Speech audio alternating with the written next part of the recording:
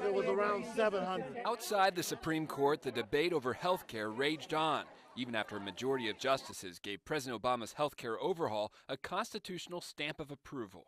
It means a lot that people like me, who for no fault of their own have a disease, that we'll be able to keep our insurance and have insurance. By 10 a.m., when the ruling was announced, First Street Southeast was a circus, with Obamacare supporters in one ring, Tea Party activists in another. There were also dozens of reporters, pro-life and pro-choice protesters, even belly dancers.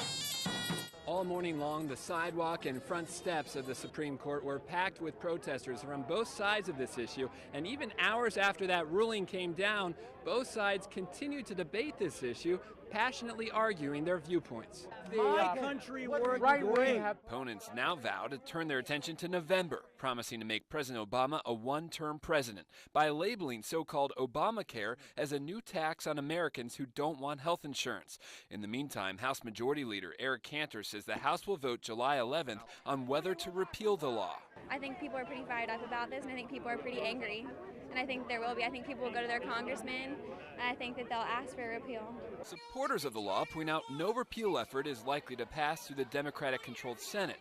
As for November, they say they too are fired up by this ruling. And I haven't read it yet, but I can tell by the looks on the faces of the Tea Party out here that it didn't go their way. Congress passed the Affordable Care Act in early 2010 after a monumental struggle in which all Republicans voted against it. With this 5-4 decision, the overhaul of health care still taking effect can proceed. At the Supreme Court, Carter-Conneen, News Channel 8.